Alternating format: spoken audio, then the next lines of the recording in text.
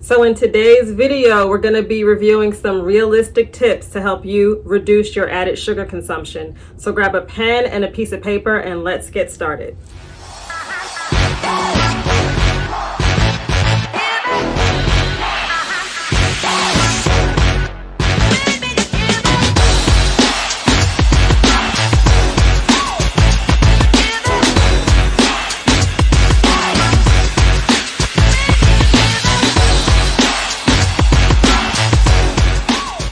So the World Health Organization actually recommends that we should be intaking less than 50 grams of added sugar per day. And guys, that's not a lot. Actually, 1 can of soda is equivalent to 40 grams of sugar. And that leaves you little to no room to stay within those guidelines. And just to add to that, the World Health Organization recommends that for maximum health benefits, we should be consuming less than 25 grams of sugar per day. Now, consuming an excessive amount of added sugar has a terrifying effect on the body. And just to give you a detailed visual example of what sugar does when it enters your body, check out this video originally posted by me today, and the link is in the description box. He's very kindly volunteered his body for the following demonstration.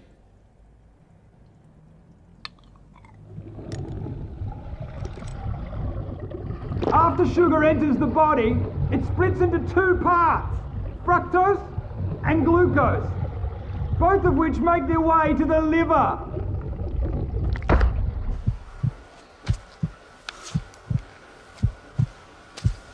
Now, once in the liver, the glucose is dealt with efficiently. It's either used immediately for energy or it's stored for later, like a spare battery. But the fructose half of sugar is very different. The liver doesn't have a system to regulate the fructose because it was so rare in nature. So it hoovers it out of the bloodstream whether it needs it or not. And if all our spare batteries are full, then it rapidly turns it into fat.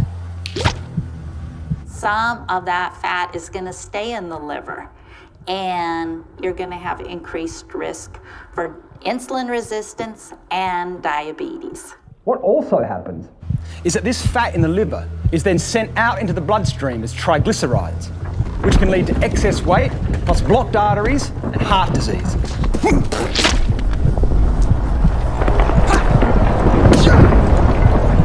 Now, when we're eating lots of sugar and other carbohydrates like bread and pasta, we're producing lots of glucose.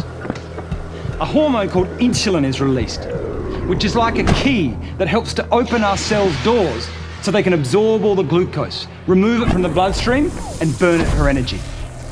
The more glucose in the blood, the more insulin is released. But the key point for us is that while this insulin is in the blood dealing with all the glucose, it tells our fat cells to hold on to the fat. It actually turns off our fat-burning processes. So when we're eating lots of sugar, we're putting fat into our bodies via the fatty liver. Plus, because of all the glucose, we maintain the level of insulin, which tells our fat cells to hold on to the fat. We can't burn off fat when insulin is around dealing with all the sugar.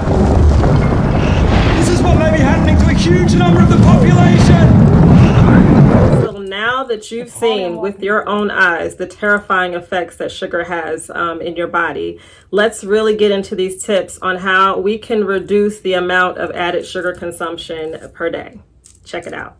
So tip number one, you want to make sure you read those food labels. There's about 60 different words to reference sugar on these food labels. The most common words used in ingredients to reference sugar is number 1, the most obvious, sugar. Number 2, you want to look for syrup. And number 3, you want to look for words that end in ose, O-S-E. So you want to look for glucose, fructose, dextrose. And you want to try to avoid as much as possible foods with these sugars.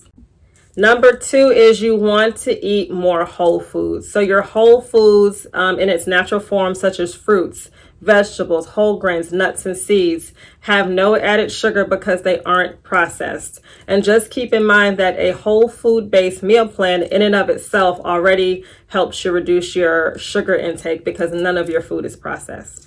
So tip number 3 is don't drink your added sugar. You really want to be mindful of the sugar that you're drinking. Go for more unsweetened drinks. And if you're going to drink those bottled beverages, make sure you're paying attention to the ingredients on the label and looking out for those words that reference sugar. So tip number 4 is don't overdo it on the natural sweetener consumption. So things like your coconut sugar, your honey, your maple sugar, and other natural sweeteners ultimately replace your white sugar addiction to a natural sugar addiction. So now you can consume your natural sweeteners and your natural sugars, but just keep in mind they are concentrated and just not as good for your health. So moderation is key.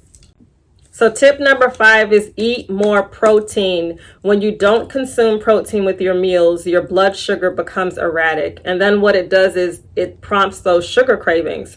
So eating protein with each meal actually reduces those sugar cravings.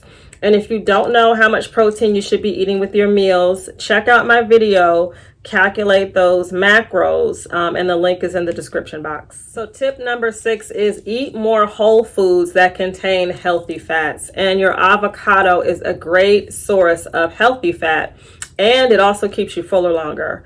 And if you don't know how much healthy fat you should be intaking per day, check out my video, calculate those macros, and the link is in the description box. Tip number 7 is remove foods with those added sugars from your pantry.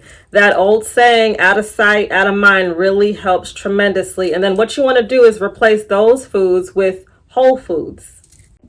Tip number 8 is keep some low sugar whole food treats available. You know, sometimes we do have a sweet tooth and we just need a little extra, and those low sugar whole foods are great go-tos. And 2 examples of some really good low sugar whole food treats are frozen grapes. Now grapes, before they're frozen, they're already sweet, but when you freeze them, they take on a different texture that really makes them feel like a treat.